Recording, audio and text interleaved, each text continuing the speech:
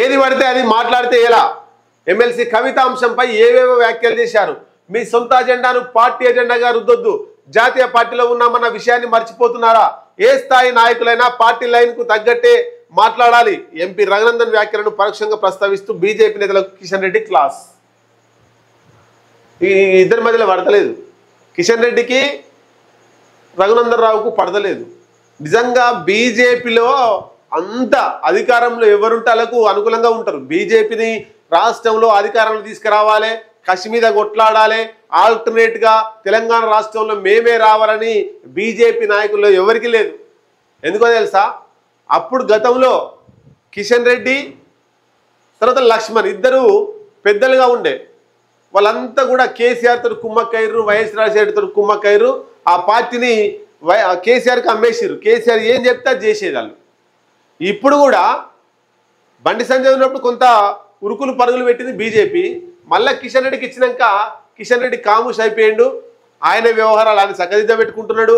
రేవంత్ రెడ్డితో లోపల మాట్లాడుకున్నాడు అనేటువంటి విషయాలు కనబడుతున్నాయి మనకు. అట్లాగే రఘునందన్ రావు కూడా అసెంట్ భూమి 176 ఎకరాలు అక్రమంగా కొట్టేసే ప్రయత్నం చేస్తున్నాడు.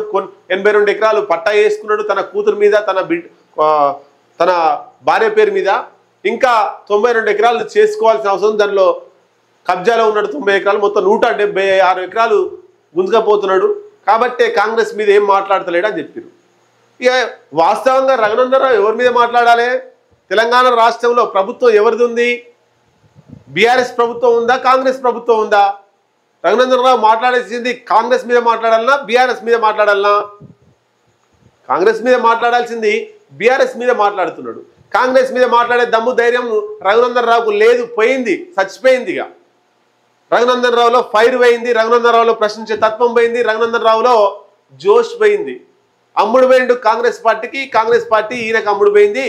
నేను నీ మీద మాట్లాడను, నా మీద మాట్లాడకు, నాకు భూములు సహకరించు అంటే కాంగ్రెస్ పార్టీ అధికారంలోకి వచ్చిన తర్వాత మంత్రిగా, రెవెన్యూ శాఖ మంత్రిగా పొంగులేటి శ్రీనివాసరెడ్డి వచ్చిన తర్వాత ఇద్దరు కుమ్మక్కై 176 ఎకరాల భూమిని ఆపనంగా కొట్టుకుపోయే ప్రయత్నం చేస్తుండ్రు రఘునందన్ రావు. అందుకే కాంగ్రెస్ పార్టీ మీద మాట్లాడకుండా కేవలం బీఆర్ఎస్ పార్టీ మీదనే మాట్లాడుతున్నాడు. బీఆర్ఎస్ పార్టీని టార్గెట్ చేసి మాట్లాడుతున్నాడు రఘునందన్ రావు అనే చర్చ జనాల్లో నడుస్తుంది.